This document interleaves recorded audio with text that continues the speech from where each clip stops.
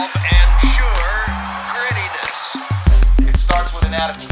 We need swagger, okay? Regardless of what happens out there. Doesn't matter. Keep your swagger.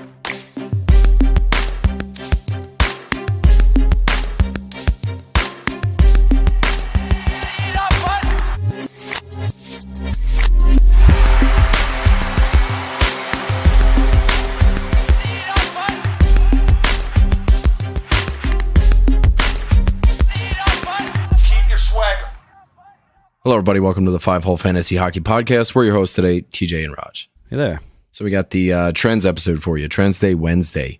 We're going to talk about hot players, cold players, if we buy it. Before we get into that, you guys can hit us up on Twitter at FHF Hockey. What we like to do with these trends is we crowdsource them. We want to know what the pulse is. Like, we want to talk about guys that you guys want to hear about. So you can always hit us up on Twitter, hey, put this guy on trends, that kind of thing. The Discord is also a way to get in touch. We have a channel dedicated straight for trends. So if somebody's running too hot, somebody's running too cold, you drop them right in there and we'll bring them up in the next show. Discord, feel free to join it. Let's get into news and notes before we really dive into these trends here. With Zach not here, I'm going to take over on the injuries. We're going to talk about Austin Matthews first. He was suspended 2 games for that cross-check hit of Rasmus Dahlin. Tons of people talking about it right now. So he's going to be out. It's obviously going to throw a new wrinkle into the whole Rocket Richard thing, even though he's kind of head and shoulders above everybody. But you're going to see Tavares move up, and the lines are going to shake out a little bit differently. Mainly, what I'm looking for is how is this going to affect Michael Bunting? Now, we're not talking long term because it's just a 2-game suspension. But I'm wondering, what's your pulse on Michael Bunting right now? I was a big hater, definitely a disbeliever in him until the last. That was the thing. Like, we just didn't, benefit of the doubt wasn't that strong. But he's, it's been really consistent, and he's still playing with Marner. So I think if I have Bunting, and I think I do on a team or two still, I'll still hold on to him. Like, I'm not dropping him because Matthews isn't there. I think he'll be just fine. And it's only 2 games. Fuck. I thought that was pretty funny. Somebody brought it up in the Discord that, guys like Pierre LeBrun are tweeting last year about Kaprizov being too old at 24 years old to win the Calder. But then, the same guys this year are talking like Michael Bunting has to win it. Why isn't his name in the running more often? Blah, blah, blah. He's 26. Yeah, I get it. Like, Kaprizov had 4 years experience on a pro team over in the KHL. But we're looking at a 26-year-old 2014 draft pick in Michael Bunting right now with 85 NHL games under his belt already.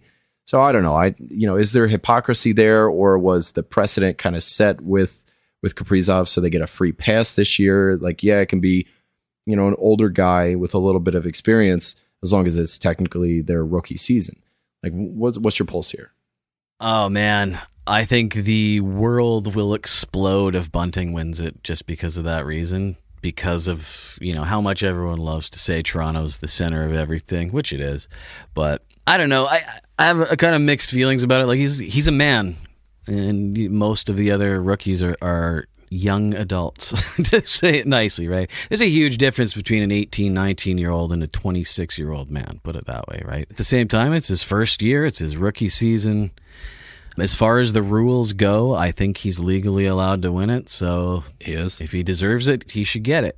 It's not as bad as back in when, I think it was one of the Stastnys won it when he was like almost 30 and like stuff like that. But I mean, if he deserves it, I think he should get it. If it's super close between him and someone else, I think that should be a deciding factor. Like, dude has like 6 years more experience than some of the people that are on par with him.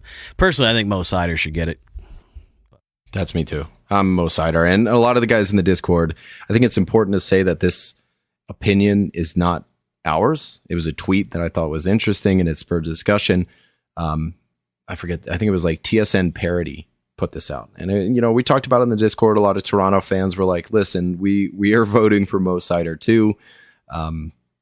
There's part of the world that is so loud about Michael Bunting because they're in Toronto. And I think the rest of the world is putting extra scrutiny on it because Michael Bunting plays in Toronto. So it's this double-edged sword that it's hard to get past. But the season he's putting together cannot be understated. Having a great season. These next 2 games, next 1 game, are going to be a little tough for him, but I think he'll be fine. I'm team Mo Sider too. And that's that. All right, moving on in the injury ward here. You got Jacob Chikrin. He is going to be out 2 to 4 weeks because Derek Forbort is a piece of shit. I'm reading Zach's words here. So. Yeah, I noticed he wrote that in there and didn't share it with me till after he left. At Mike Rogerson. Jerk. He added you in a Word document. Yeah, he did, didn't he? So, yeah, he put at Mike Rogerson. If you have any question why Zach doesn't have a Twitter account, there you go. He's adding people on Microsoft Word. Did you get my DocX? I pinged you. Anyway, Andrew Kopp is out. He took a hide hit from Oscar Sundqvist. He's out with an undisclosed. No stranger to concussions at this point, so they're probably just being real careful about him. It looks like he's just out indefinitely at this point, and that doesn't mean a long time. It just means we don't have a definition for it. Aiden Hill out again. I think James Reimer came back for San Jose, so just keep an eye on what's going on in the San Jose crease. And what's going on with Elias Pettersson, man? He was out the other day, upper body injury. I got an alert from Yahoo that he is out. He is out. Pretty certain he is out tonight as well. I guess the game just started. But it doesn't sound major. It sounds like just a precautionary thing. But yeah, Drance said that it was not a long-term injury. But at the same time, it can't be nothing because, I mean, they have one fighting chance here to make the playoffs if everything goes right. So that he's got to play every game if he can. So it has to be a real injury because, they need him right now, if ever, right? While he's finally playing well. Yeah, night and day his season. Everything has to go right for them to get into the playoffs. So it is a real injury, but there was one, Twitter conspiracy tweet, someone showing like how the Canucks announced this injury was the exact same way they announced the last one. He was out for a season, but I think that's just stupid. I think he'll be back in a game or two. I don't see it going any more than that. Tyler Bertuzzi has COVID just in time for them to have a Calgary game. So it's kind of like, it's pretty good timing there. Detroit, yeah, they just played the Oilers and they're going to play Vancouver. So those are games Bertuzzi was going to miss anyway. Hopefully he's back in time for Saturday's matchup against the Kraken in Seattle. So we'll see if he meets up with the team there. He was going to miss those games anyway. So really no harm done at this point. But yeah, Zach wrote here the irony of him catching COVID. There's definitely something there. Boone Jenner week to week with a back injury. Cole Sillinger looked really good in his stead. So keep an eye on what's going on there. Voracek came back. Laine came back, so it wasn't as bleak as we made it out to be. It was just 3 big injuries all on the same night was tough to swallow for them. Nico Hischier comes back, and this is going to be one of our first questions. Yanley Good Takes on Twitter asks if Nico Hischier is poised to hit 70 points if he's healthy, or at least maybe he might not be healthy, but we can talk about 70-point pace the rest of the way. What is your read on what to expect out of Nico Hischier this season and next season, I guess? I think he's a fantastic player, but I think he's a little bit like a Cirelli, with maybe closer to like a Bo Horvat. Like I don't see him being like a massive scorer. I've personally avoided him in fantasy because of the question of that, especially having a guy like, another C like Jack Hughes, who's just all offense. Hischier is probably going to settle into more of that two-way 25 goal kind of guy. So I think he's going to be great, but I don't think there's a huge upside.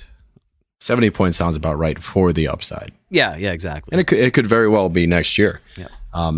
He's been a 50-point guy pretty much his whole career. Came in right next to Taylor Hall, put up 52 points in his rookie season. And he got 56 the next, 51, 43, but that was only in 21 games. And this year it's a 61-point pace. So I like the trajectory he's on, but I don't see like a huge blip coming. And maybe 9 points in a pace isn't a huge blip or anything, but to call him a consistent 70-point guy is a little bit far-fetched to me at this point, unless I see something really, really interesting.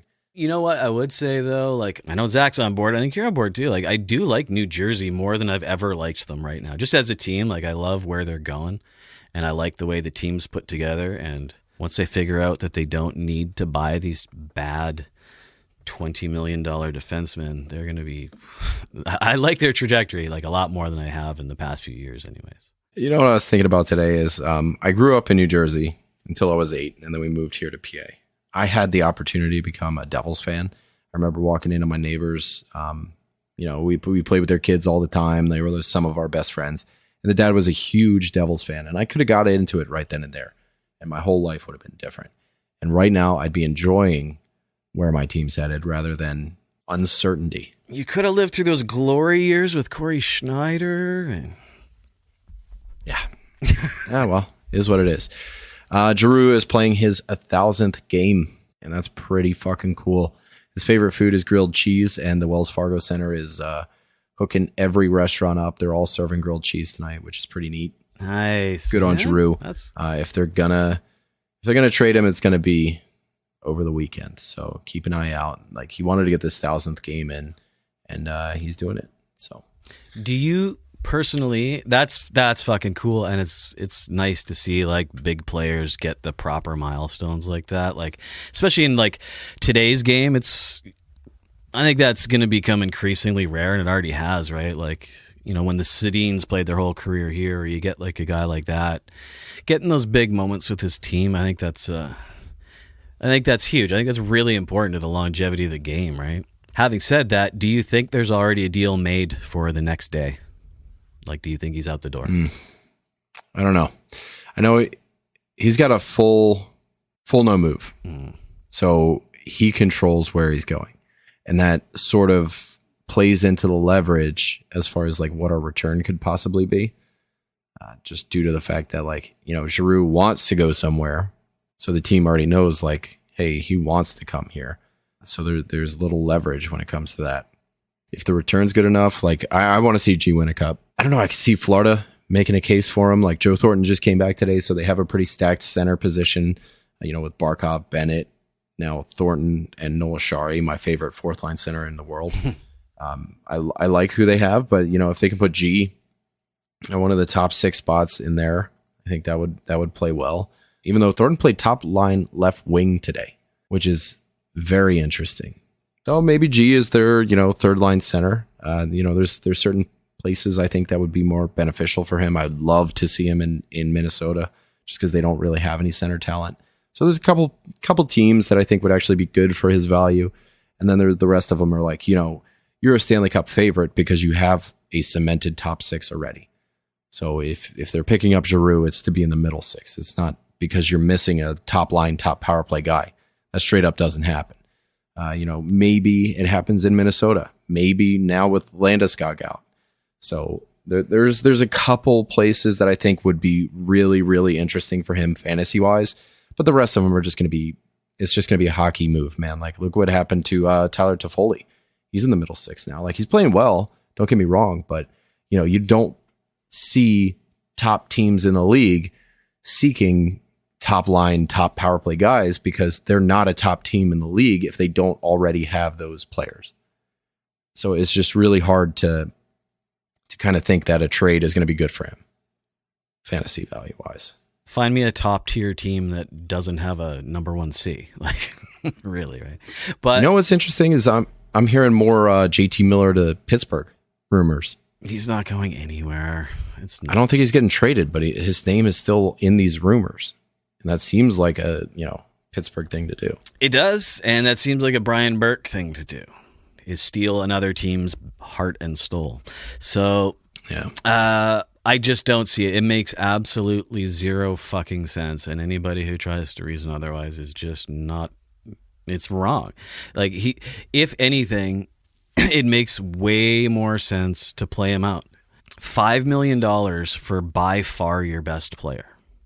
By far, it's not close. Pettersson is not near him right now, even the way he's been playing. And he's the grit of the team, and he's he's not going anywhere. Like, Vancouver would lose their shit after everything that's gone on in the last year and the way the team's turned around. If management went and got rid of JT Miller right now, it blows everything they just did. So unless Sidney Crosby's coming back the other way, I really don't think so. Yep. Which I would be in for. I would be in for that. And I don't think it's happening. I don't think so either. No doubt. Tyson Jost got traded to Minnesota. Nico Sturm goes to Colorado. I love this move for Colorado. Nico Sturm, super underrated, real big body, kind of fits what they're trying to do. Bottom six center. Same goes for Tyson Jost. Like, there's not much there for Tyson Jost at this point. So I do see Colorado winning this one, especially with salary coming off the books for Colorado, opening up a little space for them to make moves, whether or not they, put Landeskog on LTIR or Girard or whatever to free up more space, which I do think is going to happen in the next couple of days. We're going to see that. And then they're going to make a move over the weekend, what with trade deadline being next week.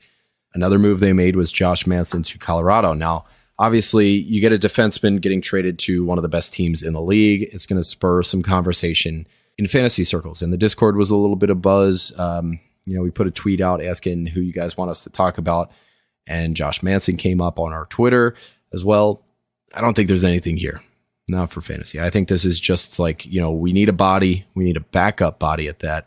I really don't see Josh Manson making an impact for fantasy at all. Like, maybe if you're in the deepest league, like if you're in a dynasty league where you already owned Josh Manson, I think this is good. Yeah. You upgrade it a little bit. Or if you, are in a deep enough league where Josh Manson is rostered, whoever owns Josh Manson got a slight value bump. But if you're in like a 12 or 14 team league, with average size rosters right around 16 to 20, this is not somebody that I'm putting on a watch list. This is certainly not somebody I'm putting on my roster. I don't think there's a lot here. Zero interest for me, that's for sure. Yeah. So that's it. We're going to talk about trends now. We're going to move into our trends segment. And Grizz wanted to know about some bad teams that are doing well and some good teams that are doing poorly. So we're going to talk about Montreal. We're going to talk about Arizona. And I think we should kick it off with Arizona. 7-3-0 in their last 10. They're scoring over 4 goals a game. Their PDO is way the fuck up at like 110. They're shooting 16% since February 9th. So even like longer than 10 games in this stretch. And since that Kraken game, I was doing some advanced stats research here, just trying to see what's going on with this team. They have the league worst Corsi for, so they're not controlling play. They have the second least number of shots and the seventh worst expected goals for. So they're getting lucky.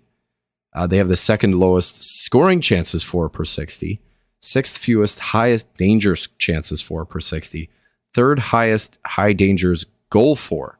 So on the little amount of chances that they're getting in the high danger areas, they're capitalizing on them. 32% of their high danger chances are going in right now. That's a league high. And they also have the highest shooting percentage as a team by a full 3% over the same span. I think all of this just says they are on a lucky stretch, big lucky stretch here. Are you saying that you think the worst team in the league can't keep this up? Like, I mean, it's definitely unsustainable for sure, but fuck, it's sustained for a bit. I was looking at their most recent stretch. Like, they put up 9 goals against Detroit, 8 against Ottawa, 5 against Mrazek. Like, I don't want to say the Leafs, but against Mrazek, another 5 against Ottawa. And they did that second Ottawa game on 15 shots. So they scored on 1 out of every 3 shots they took. And they just scored 6 and beat Montreal 6-3. So the one thing that I think out of all that stuff, like, they're flying high, they're getting lucky fully. Like, that's where momentum is a thing in sports, and this is one of those times where you can see it, right? It's San Jose at the start of the year. It's Buffalo at the start of every season. When things get rolling, a shitty team can do well for a while, and I think that's all that's happening. The one thing of all of it that throws my brain for a loop out of all those games is they beat Colorado 2-1. Yeah. Everything else, I'm like, yeah, those are all lucky games where they're outscoring terrible teams with bad goaltending while they're feeling hot. But then that one, holy shit, they beat Colorado 2-1. That's a real hockey win right there. But having said that, I'd give it about another. They have 4 days off, and then they play Pittsburgh, and I have a feeling that break is going to kill that momentum, and they're going to be back to the worst. The Chychrun also being on the shelf for the next couple weeks worries me a little bit because he was just as hot as anybody on this team. And that's saying something. But with Nick Schmaltz, like, going 2 points per game, almost 3 points a game in his last six games. Like, you stretch his his last 10, his last 15, he's looking good. He's looking really good. He's also shooting 24% on the year with under 2 shots a game. Jeez. And he has 18 goals. And that's like half his points right now. So it's just like there's so much unsustainability with him. IPP is up at 75%. That's a little worrisome. I don't know. Like Schmaltz does this every year, and we talk about it every year that it's not sustainable, and then it finally fizzles out. So I do think like this is just the team feasting right now, and they're going to get full at some point. I will say this though before we move on, pump your tires a little bit. I did a double listen to TJ, which really paid off. Like, there's one thing you say a lot, like unsustainability. Yeah, great, unsustainable. Take it while it's happening. It doesn't mean avoid those players. It means when it goes away, avoid those players. Right. I put out a little question out in Discord. I was trying to decide tonight who to play. I had Verona and Kraus, and I had to pick one of the two to start tonight, and both guys have been relatively hot. And every single person who responded said take Verona. So I said, you know what, I'm going to take Kraus because TJ mentioned him on the last show. And he did get me 5 points in the last 2 days. Thanks, buddy. Beauty. You're welcome. Thanks, buddy. But that's one of those times where all of the stats say it's unsustainable. Don't pick this guy up. But fuck no. Pick him up while it's happening. And then, 2 games of no points, bail. The next guy is Clayton Keller, who's got 12 points in his last 6 games, riding just as hot as Nick Schmaltz. I remember saying earlier in the year, I forget when, but it was probably right at the beginning of this hot streak. But his minutes shot up huge. Like he's seeing close to 3.5 more minutes a night. He's seeing shorthanded time. He's getting crazy amount of minutes right now, and his points are reflecting that. His shots are reflecting that. He's point per game on the season right now, which is hard to believe. It's insane to believe that you can have a point per game player in Arizona, given what we thought about Arizona. But a lot of those points are in the last little bit where he's cashing in big time. So again, you want to look at his season on the whole. There's nothing really that's sticking out advanced stat wise. That's like, okay, I'm starting to worry a little bit. His IPP is high. The power play IPP is pretty high. Shots look really good. The shooting percentage is a little high. On-ice shooting percentage is crazy high because that's what the team is doing right now. They're just scoring. So I don't know. Is he a 70-point player to you next year, Clayton Keller? Do you remember at the start of this season when we bet that? I got to go back in one of our episodes, but we did an over-under with basically that at the start of the year. And I took the under and you guys took the over. On 70 points for Keller? It was 65 or 70. I'll check the number again, but we did. I know you and Zach were on once on the over side, and I was on the under side of whatever number we picked. And if you look at his recent, I'm looking at his last 2 weeks right now, and he's working hard at that over. It's fucking crazy. And again, it's not one big game. He's 2 points a night here, 3 points a night here, he's 1 here, 4 here. I don't know. Like at this point in the season, if he's available to get him right now, he's got to chill from this a little bit, but he's probably going to be pretty good. Maybe 70-point pace ish from here on out. I mean, what's he been on recently? Like a 160-point pace, but 2 points per game. Yeah. I think 65, 70-point pace from here to the end of the season. Absolutely respect that. Next is the Montreal Canadiens. So they're 7-2-1 in their last 10.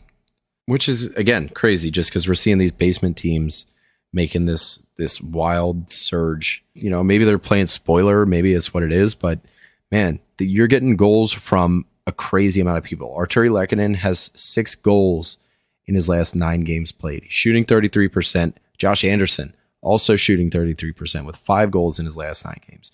Rem Pitlick has 3 goals in his last 10. And he's also got 9 points.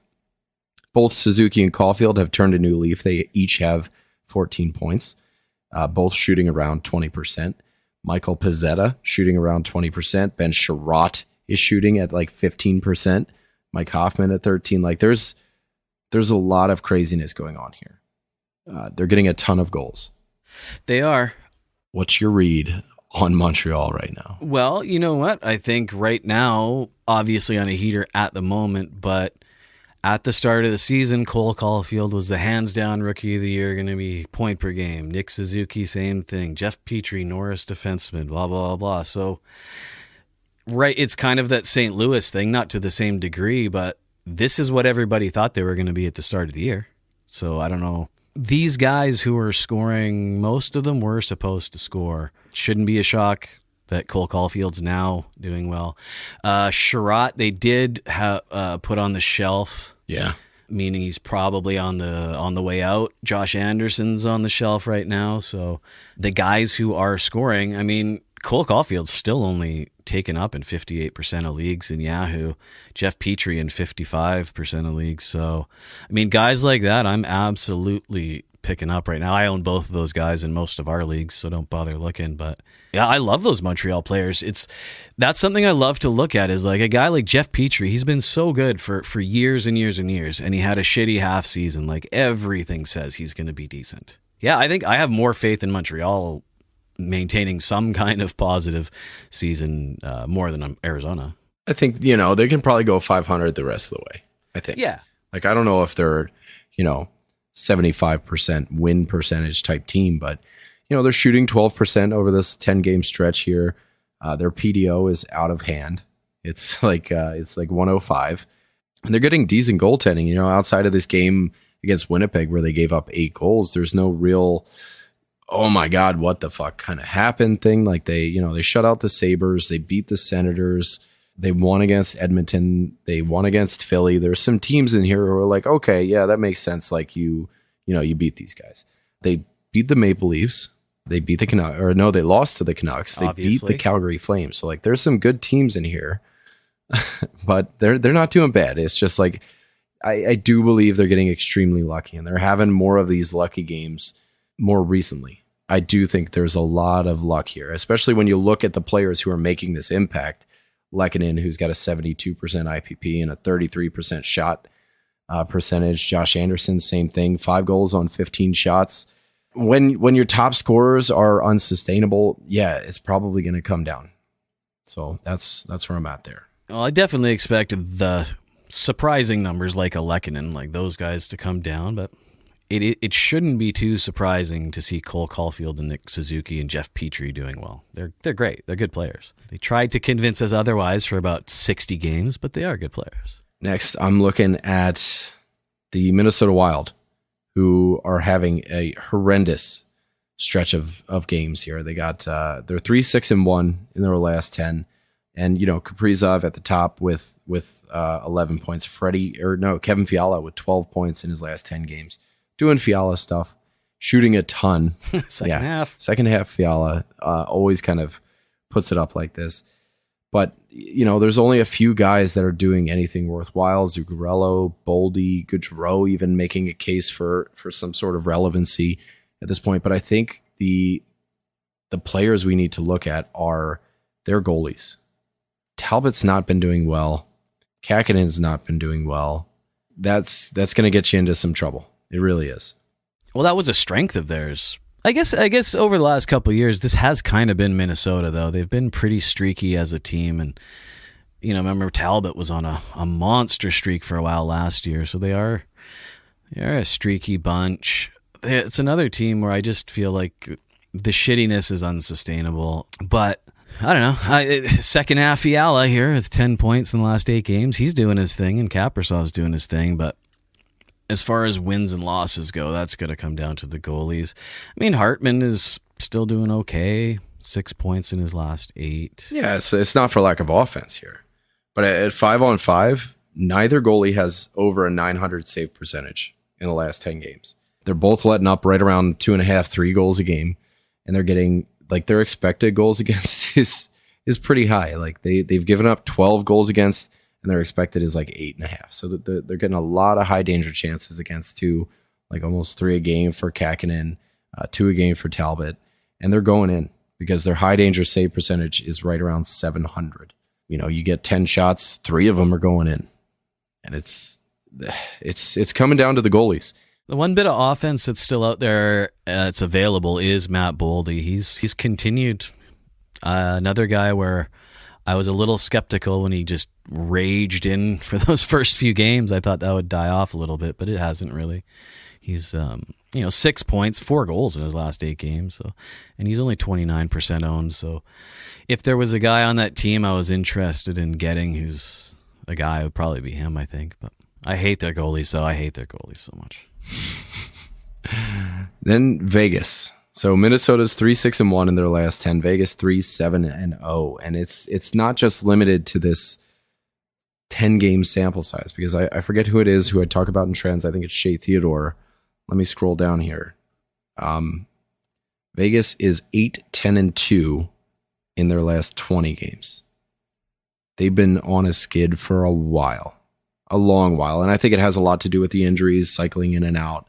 And, getting Jack Eichel and figuring out what the new identity of this team is. I think that's a big problem, is they've lost their identity. I think you said that in our last podcast, is maybe Brian Burke said something like that. You're introducing a new superstar into a mix of misfits, and that's who they built their identity on, is being literally a team that no team wanted to protect their players and making it to the finals in the first year.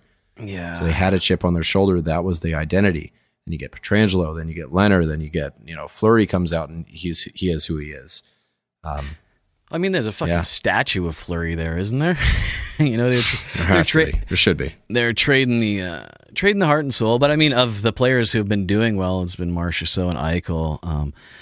But Marchessault made it really clear a couple times in public now that it is a locker room team, and people are little bit lost. Mark Stone, that guy he's glue. I hate overusing the locker room guy thing, but when you're an all-star offensively and all-star defensively, at least see that guy score a goal. His fucking head explodes. It's like when Ovi scores a big goal or something. Like, you remove that from the picture. This time, Stone's not even traveling with the team, so he's not even there on the hotel or on the plane or anything right now. And stats are wonderful and all that, but you take a guy he's their JT Miller, right? That's showing you why you can't trade JT Miller right now, because that still matters. If Mark Stone's playing, you have to try harder. You just look like a fucking asshole. So you remove that, bring in a new superstar. Like, Eichel's doing okay, 5 points in his last 8. It's the whole, like you said, even before that, the team's been sketchy all season long. I do see them putting it together. I have to believe they're going to put it together. And a few of these people start turning things around. Stevenson's kind of, after going point per game for quite a long time, way died off. I'm trying to say I think they're going to turn it around, and it actually just doesn't feel right. I'm a little torn. Statistically, I think they should, but I don't feel like they're going to. I think this is the crash. It's weird to say, but I have more faith in Minnesota than I do Vegas at this point. Imagine if this was not Vegas, if this was expansion team this far into their careers. This would be great that they're almost making the playoffs. The fact that they came in and just misfitted their way to be one of the best teams in the league for a few years. Maybe they're turning into a pumpkin here. Maybe the magic was that they were, the band of misfits, and now they don't have that going for them. Now it's okay, Eichel, you do it. Pietrangelo, you do it. You guys are making $10 million a year. You take care of shit for us. You're getting paid to. So I don't know. I'm confused about Vegas. The numbers and looking at their roster tells me that they should get a lot better than they've been. But when I get my inner Zach going and just think about the team and how it feels, I don't feel like they're going to. It's a strange feeling. Which I guess if you want to put that into fantasy terms, that's got me staying away from them. At this point, playoffs coming up, fantasy playoffs coming up, I don't like that sketchiness. A small mailbag here, because they were kind of like trends questions, but they were phrased more like just general questions. Shark Gang in the Discord, or maybe he was on Twitter, he's wondering about both of his guys, Bennett and Sergachev. And I have a buy into the semis weeks 24, 25 Bangers Cast Leagues. Should he stream either Bennett or Sergachev out for a St. Louis player? OReilly is on the wire. Now, I'm looking at all of the games. So I didn't know if he had bye weeks 24, 25, or if he's going straight into weeks 24 and 25. And if that's the case, then he's starting, I think, on the 11th, where I don't see any like distinct, like Florida has 10 games, St. Louis has 10 games. St. Louis has one off night. Florida has two. So I just don't see the benefit here. Like I've been hearing a lot of buzz about St. Louis. And he's talking about, it says here, Bangers Cats League. Bennett, man. I'm not stoked on O'Reilly in a Bangers Cats League. Unless you're in face-off wins, like I don't see any. I would much rather have Sam Bennett. Yeah, he bangs. The Florida's a team that's going to make improvements somewhere, which could. Actually, you know what? He's already bumped off power play 1, and he's still on a pretty hot streak right now. Yeah. So there's not much I would change about Sam Bennett. There have been. We do this segment every single week. Trends. And Ryan O'Reilly has come up so many times as being a frustratingly cold player to own, to roster. And people are just not happy with what he's put out. Things can change and things can turn around, obviously. But man, I'll tell you, like I really like Sam Bennett in a Bangers Cats League. Yeah. So much more. Absolutely. So much more. And Sergachev bangs around a lot too. Yeah, I don't mind him. And, the one player that he's mentioned here was O'Reilly, so maybe there's other options, but yeah, O'Reilly does not excite me whatsoever in a Bangers type of league, and Bennett sure does.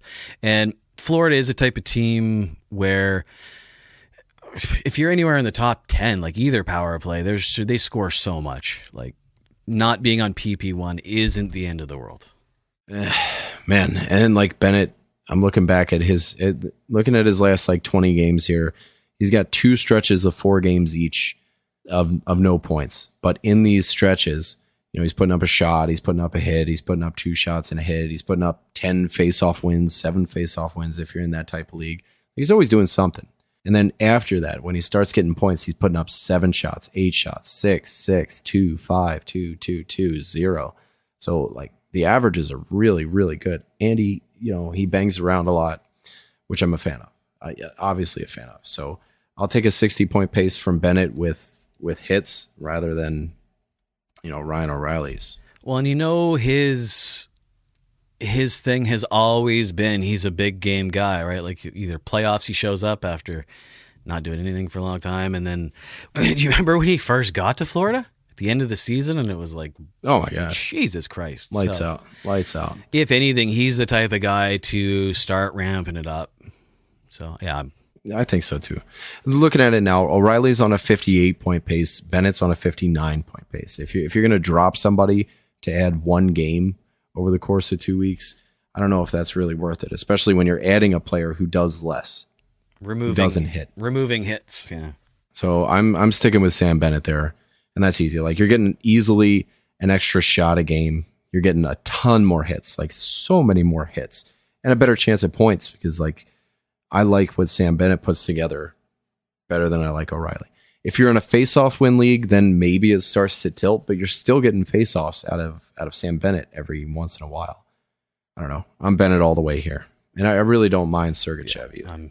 I'm fine with keeping those guys. Depending on the state of your D, what your defense looks like he's a 46-point pace defenseman right now with okay shots and hits and blocks. But, Tampa, I think, is probably culminating right now as the whole team's on kind of a cold streak. So maybe he's on the tip of your tongue. Maybe you have a trigger finger with a drop. But I don't know. Tampa's not the type of team to go cold for the rest of the season. They just straight up aren't. So that's a blip for them as well. So I don't know if I'm really seeking out St. Louis just for the sake of 1 or 2 games over the course of 4 weeks, especially when most of them are away games too. Like they're on the road for a lot of this. Like if you start on the 11th and go 2 weeks, St. Louis plays 7 road games and they're only home 3 times. Increasing games played is absolutely one of the main things in managing a team, but you do have to draw the line, right? Like a game. Yeah. When one player has clear benefits, you do have to just be careful. Don't get so wrapped up in maximizing games played that you start, getting rid of quality players like that. So looking at this, at St. Louis's splits here, keeping in mind that 70% of their games to finish out the year, if you start on the 11th of April for your playoffs, are away games. St. Louis is 27-3 at home, and they're 14-10-5 on the road. So they're a 500 team on the road, and they're a very, very good team at home. Keep that in mind when you're starting to think about St. Louis. Like they're spending a lot of time on the road. They're not very good on the road when it comes to, bringing home the win. So again, keep it in mind. Florida plays half their games on the road, but they're really good on the road. They're 14-7-6, 26-6-0 at home. So I am 100% sticking with Sam Bennett. All right, moving along into that. Krager's Life asks, hey boys, what are your thoughts on Spencer Knight rest of season? I know TJ and Zach hate goalies, but he could be a difference maker if he turns into a 50-50 split with Bob. What do you think here? Like, what do you think? Do you think there's really a 50-50 opportunity for him? Well, first of all, I think Zach wants to smack his pee-pee because Zach loves Spencer Knight and Zach loves streaming goalies. So Zach would like to remove himself from that comment altogether.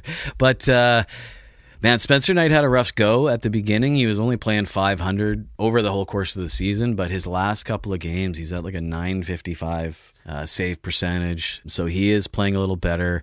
They're going to want to rest Bob going into the playoffs. There's no doubt in my mind they're going to ride the shit out of Bob in the playoffs. So they're going to want to rest him. But at the same time, he's old, and they aren't going to want him to get cold because Bob was playing better when he was getting more games. So I do not see a 50-50 split from here on out. But I do think that Spencer Knight might get more games, a higher percentage of games than he has over the course of the season. But no, I wouldn't put it at 50-50. No way. No. I think it's close to like 60-40. Starting off, they have 6 back-to-backs the rest of the way. So that's 6 games that you can guarantee almost. And then they have, 17 other games. And you're going to split those 17 probably, 75-25. So another 5-6 games like that. You'll probably get like 8 or 9 starts out of them the rest of the way. There's only 23 games left for Florida at this point. So you're getting, close to 40% of those starts. Florida's a very good team. A very, very good team. So I like what Spencer Knight could do.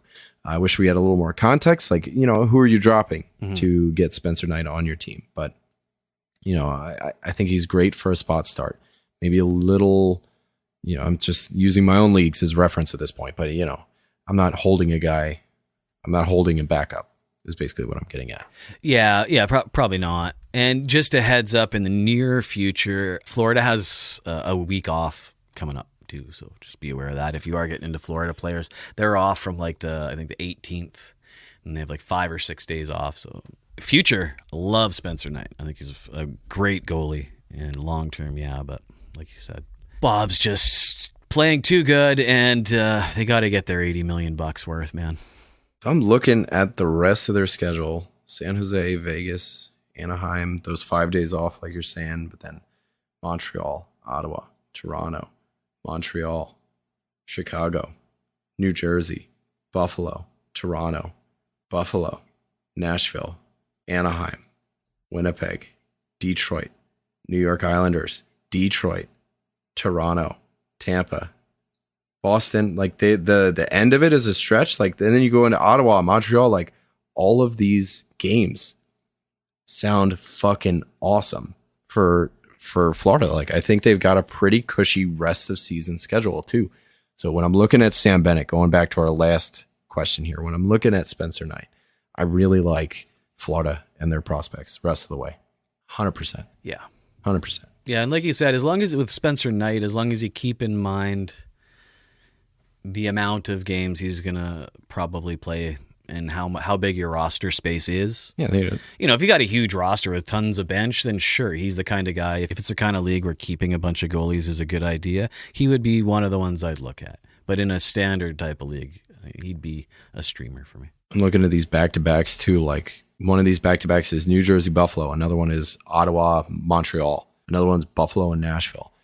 These back-to-back games, the ones that scream backup, like Buffalo or Buffalo again, these are going to be good games for Spencer Knight. So, if you do have that luxury where you can get a backup into your roster, I think Spencer Knight's a great call. I love Florida. I hope Giroux goes there. I'm going to say that again. All right. Auditor Scott says, assuming Patches is not too hurt, is he going to be this bad the rest of the season? Heinze was also curious about Patches. So we got two tips here about Pacioretty, who is back on the shelf. But, man, I'll tell you straight up, like, Vegas does not inspire confidence right now in general. And, it's a give and take, because Pacioretty's not playing well, and that plays into Vegas not playing well, and Vegas not playing well plays into Pacioretty not playing well. So it's weird. What do you think? I'm just looking at reading the latest update I can see right now on his injury, and all it says is he left halfway into the game, and they don't know what the injury is. Yep. So I don't know. I hate these kinds of situations all around. The one thing that changes it for me is this: we're talking fantasy playoffs basically now. So you're either fighting to get into your fantasy playoffs, or you're going to be in them when you're having these guys. I don't like sketchiness like that. So he's not somebody you're dropping. So the options are super limited right now. Hopefully you can put him into an IR plus. Which is something that can work out. I love it when those IR plus spots work out to be just like a bonus streamer. If you can throw him on the IR, pick somebody up for a while, and then, sneak him in as an extra ad sometime. But shit, he was so hot for a while, and now he's so cold for a while. I have so little confidence in Vegas all around. I can't give a good answer to it, because to see the first half of his season compared to the second half, I have no idea what he's going to come back with. All right, we are running very long at this point, so we're just going to dive into our hot and cold segments. We're going to pick two players, maybe three out of each one, and give a take on them. We got a lot of submissions. Thank you everybody who submitted players here. For hot, I think we're going to go with Dobson, Dylan Strome, and Josh Norris. I think those are really good players, hot button items right now. Mason Marchment's going to fall out. There are a couple guys that I wish we had more time to talk about these guys, but maybe next week, maybe we can do a little something in the Discord. You guys can hit us up with players, and we'll take a couple minutes and give our takes on them. But right now, I want to kick it off with Noah Dobson, who I have been riding since the beginning of the streak. I picked him up. I was a little intrigued about him. I talked about him on the show. I hope you guys cashed in too. He's got 18 points in his last 22 games, a 67-point pace. 8 of them are power play points. It's a bit longer than a streak. You like to see that kind of thing. 25 points in his last 35 games too, which is a 60-point pace, 11 power play points. Most recently, he's point per game in his last 9 with 5 power play points.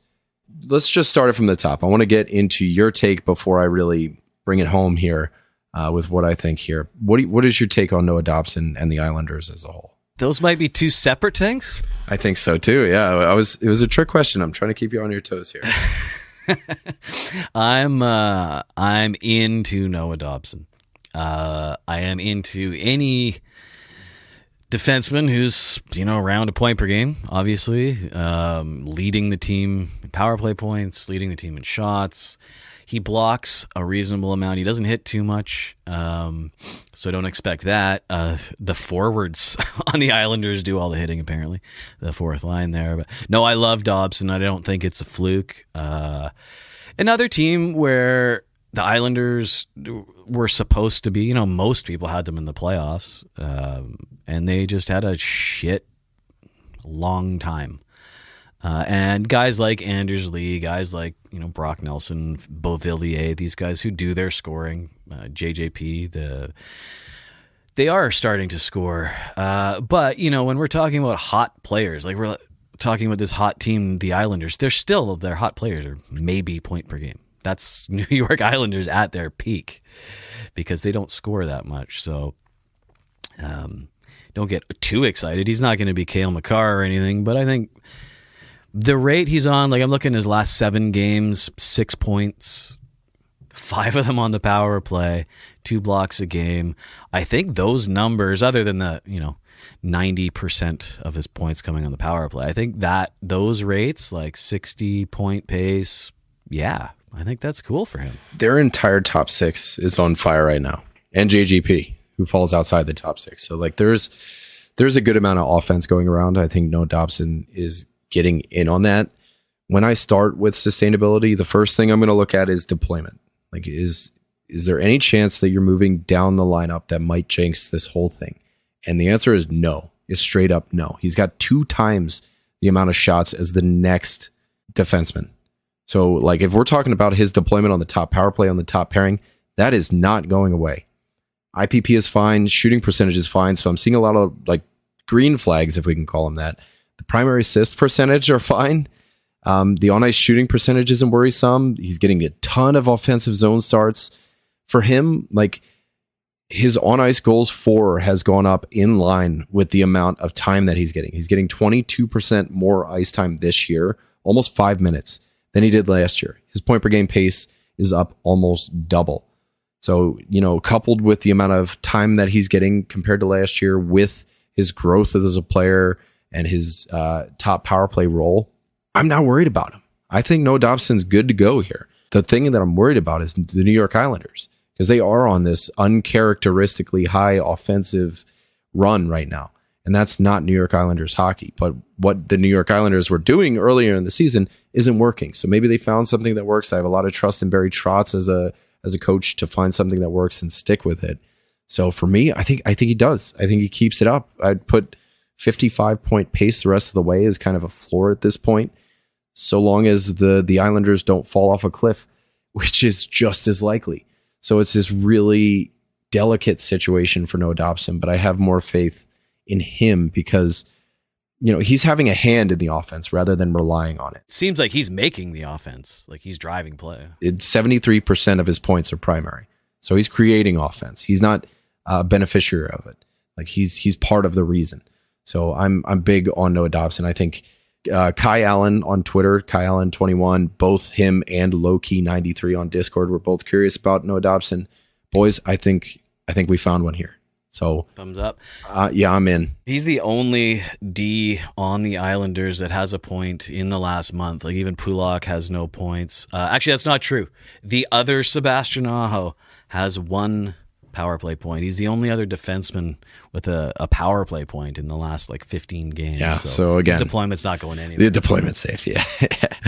Okay, hot button issue here. Dylan Strome. Tomasito is better than your favorite player in the Discord. Was curious about him, as well as Punk Hockey on Twitter. Strome's got 11 points in his last 6. That is 34% of his total points for the year in the last 6 games. And for reference, Kane has 15 points in his last 6, and DeBrincat's got 10. That line is on fire right now. On fire. Strome is shooting 35%. 7 of his 11 points are goals. I should be justified if I were to end the segment right there on Dylan Strome. More than half of his points are goals, and his shooting percentage is triple what a sustainable shooting percentage would be. So I don't think so. I'll say it right there. Yeah, fair. I agree. He's no question. He's been worth having lately, but I wouldn't invest or bet anything on him keeping it that way. I don't like it. I don't like him. The Hawks are playing really well. So I think this is one of those things that, going back to what we said earlier in the episode, unsustainable doesn't mean impossible. So have a really short leash with Dylan Strome, but he's still somebody you should be rostering while Chicago's this hot. And they're not doing awesome as a team. Like offensively they are, but they're giving up a shit ton of goals as well. Like they're scoring 4.5 goals a game. But they've lost to what? They lost to Boston, Tampa Bay, and Philly in their last 6 games during this stretch. But they've beaten Ottawa, Anaheim, and Edmonton. So they're putting up a shit ton of goals, but they're also getting scored on a lot. They scored 8 goals on Anaheim, and 4 of Strome's 11 points were in that game. So for me, I think this dries up with Dylan Strome. Yeah. Yeah, absolutely. Absolutely. Josh Norris, next up, man. What do you think about this one? He's got 8 points in 7 games since returning. I like him. I really like him. I didn't think he would be scoring this many goals, to be honest, but 6 of his 8 points are goals since return. Yep, that's all very true. This pace will not continue, of course, but he's good, man. You know what I like about this situation here is, as much as I think like those goals are going to dry up, Batherson is going to come back next week. Hopefully. Like, he's close, and it was said like he's not returning this weekend. But with that, maybe that washes out some of this regression that we might see. Because Batherson's good. He's going to bring offense. He's going to bring whatever offense that Norris is losing based on the averages, I think. I hope. Yeah. I think what we might probably see is a little more evening out, like maybe a few more assists, a little less percentage of his points coming from goals. But I fully believe he's a great player. And when he gets that top line, like that line's pretty magic. I like it. So I'm in on him for sure. I think so too. 50% rostered in Yahoo right now, so you might even find him laying around, and he's definitely worth a pickup when you. The only negative to him, I'd say, is the straight C. Yeah, that's tough. I think it does wash out with Batherson come back. That's that line that they've been waiting for, and I do think that washes out any regression we might see. We hope. But let's get into the cold segment to wrap this out. We got Tanner Jeannot, Shea Theodore, and just Tampa in general. We're not going to touch on everybody, but and we kind of already talked about it, and my sentiment remains the same. If we just want to start here on Tampa, is like our buddy the Mark Skinner on Discord. Skinner was wondering, what's going on with Tampa. To be honest, like over the last month, haven't they played the fewest amount of games? So maybe they just lost a little bit of momentum. Well, and I mean, they know how to win the cup now. They've played more hockey than anybody else in the last 3 years, and they learned the hard way, winning the President's Trophy isn't worth shit. So I fully see this as the veteran team just kind of putting it into neutral for a while. They will start ramping it up in the last week or so of the season, and they're trying to three-peat. I think this is unofficially probably, but this is just them taking, playing at 80%, making sure they try not to get hurt, and they're gonna crank it back up again. Absolutely, it's fucking Tampa, man. They saw New Jersey on the 15th of February. Then they had 1, 2, 3, 4, 5, 6, 7 days off, full week off, and then they pretty much just picked up like normal hockey. But they've been playing a lot of 2-game weeks lately, so I think like throwing that kind of rust on a team can't be good. So maybe they're trying to find their place. It's Tampa, man. Like, this is not a team that dries up on offense. It's just not. No, I think, what we'll probably see for the next little while is maybe they'll be playing around 500-600 hockey with the odd game where they go, can we just go score 8 goals just to make sure we can still do it? Yeah. I think, but I do think this is just a natural rest period. I don't think there's anything wrong with the team at all. Hang on to your players, but it's going to be a tough one because I think that is what's happening. I don't think anyone's trying to win a scoring title or anything like that. So you can't drop Steven Stamkos, but you can think about Palat. So Rupee Hintslover on Discord asks if we should launch Shea Theodore into the sun, which a great way to put it. I didn't really have a verdict on this one, just because we talked about it already a little bit about Vegas having some trouble. Their power play has been underwhelming for yet another year. Their offense has pretty much dried up. In their last 20 games, Shea Theodore has only got 7 points. That's tough. And Vegas as a team is scoring less than 2.5 goals per game in that span. They have 5 power play goals on 54 opportunities. That's like 9%. And they're shooting 7% as a team. Now, Max Pacioretty was submitted on this, trends as a cold player, and there was curiosities there. Shea Theodore is in the list for cold.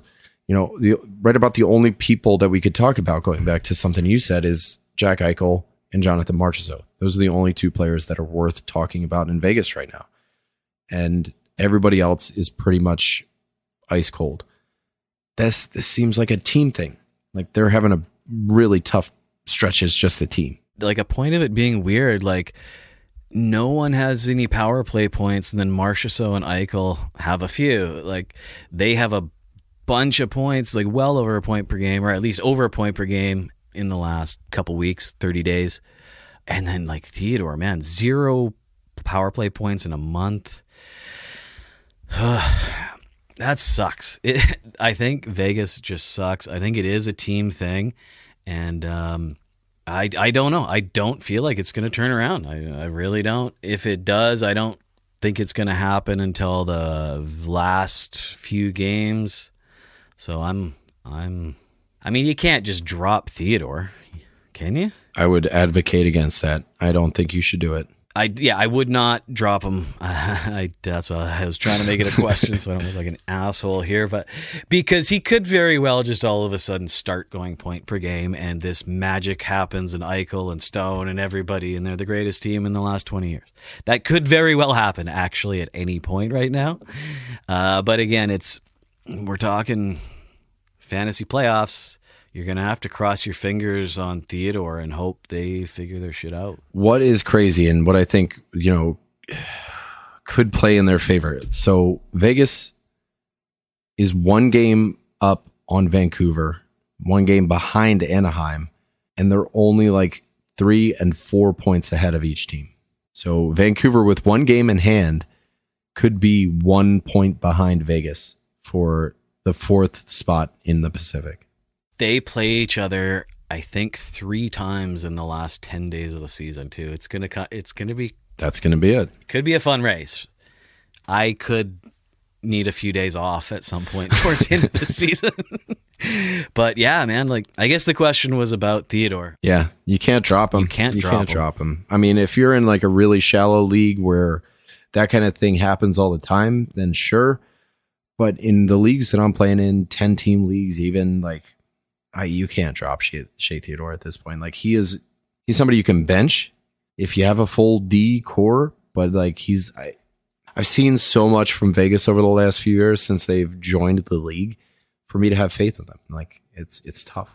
It's tough to say that this is going to be the way it goes, but I do think it's just they're having a bit of an identity crisis as a team, and they need to find that. They need to figure out who they are, what they want to be, how they want to play.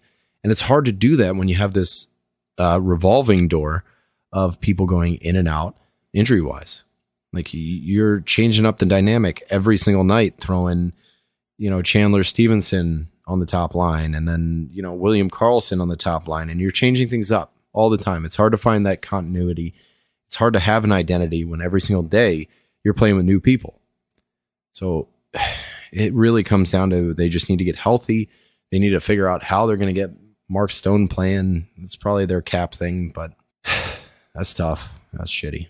And I personally, fantasy notwithstanding, hope they lose every fucking game right now and don't score at all. All right, last up is Tanner Jeannot. Zed on Discord was curious about him. He's only got 1 point in his last 6. Still got, he's doing the hit thing. He's got 22 hits in that span. Time on ice, right where it always is. He's like 1632. He just played 1820 against Minnesota, a division rival. And before the slump, Jeannot was shooting at 26% in 32 games played. He racked up 23 points before this slump. So like a nice cherry-picked sample size. He got on everybody's radar as he was putting in offense. He wasn't just a plug for hits anymore. I don't know. This seems like the type of thing that would happen to a guy that was shooting 26% all year. It's just something that happens to self-correct. Well, a banger who was shooting 26% a year, So, I mean, that is the one thing he does have in his favor. He's got the dual eligibility, which is nice. They trust him, absolutely trust him in Nashville. He's playing lots. Not really a power play guy, but his hits are insane. Like 200 plus on the year already. So if he's that in a categories league is massive. And even for a forward, he blocks, which is cool. He shoots a fair bit. So you can let his cold streaks hang a little bit longer. I mean, he's the type of guy where if you have him on your team, he covers all those categories regardless of the scoring that's happening.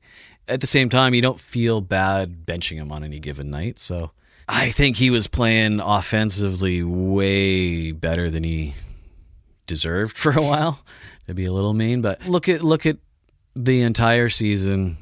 He's a 40-point guy, maybe, right? So, and even that, like you're doing okay. You're a third line guy. Yeah. And at this point, he's fifth in the league in hits with 205. It's fantastic. Quite a bit. It's quite a bit. Like only Gudis, Clutterbuck, Reeves, and Delorier have more hits. Brady Tkachuk and Ristolainen right behind him. Jeannot, I would, if you have him right now, he's only a streamer in my mind. He's only ever been a streamer. But if hits matter in your league, and you have a large roster, I think he's great. At the same time, and if you need to drop him, I wouldn't hesitate to drop him either. I think this whole time, like the offense was a bonus. Yeah. And maybe he spoiled us a little bit. Yeah. But I do think the offense comes back, maybe not to the same extent, just because I never bought that extent in the first place. Yeah. Based on the shooting percentage of 26%, it's tough to buy into. You know, having those reservations about his sustainability to begin with, I do think this is a little bit of self-correction. Nashville 4-2-0 in their last 6 during this 6-game cold streak where Jeannot only has 1 point. Look at who is scoring all the points. All the action is happening elsewhere. It's the first and the fourth line. Duchesne, Yossi, Forsberg are seeing a ton of action. Ryan Johansson, Michael McCarron, Philip Tomasino are getting a lot of the play. And that's your first line and your fourth line. The middle six is not doing much. And I wanted to say, like, he's not, maybe he's missing out. Maybe, he's only got a 20% IPP. No, he's been on the ice for 1 goal in this span, and he got in on it. It was a secondary assist, so his IPP is 100% in this stretch. So you're just not getting anything from the middle six at this point. And I do think that turns around. They start to score a little bit more, and the offense comes back. So that's what's going to be the result of this. So I don't buy the cold streak, but I also didn't buy the hot streak that he was on. Now, it wasn't over point per game or anything, so you're going to have to throw darts somewhere in the middle, and that's where Tanner Jeannot is going to wind up at the end of the year. You're still going to get the hits, though, which is why you picked him up in the first place. So remember that. A banger with benefits, right? Like, he might have that streak, but treat him as a banger is what I would say. Spit in his mouth, All right. That is it for a very long, very in-depth, fun episode, man. I had a good time. It's good to be off work and be able to put in the work and actually deep dive some of these guys that we're talking about. So thank you guys for coming along for the ride. Raj, thanks for hanging out. You guys can find us on Twitter at FHF Hockey. You can join the Fantasy Hockey Discord. We can talk a little bit more. There were a bunch of names that we didn't have a chance to bring up. And thank you guys for your submissions. If you want to submit for next week, get them in early. That way they're at the top of the list. So once again, thank you guys for listening, and we love you. Love you.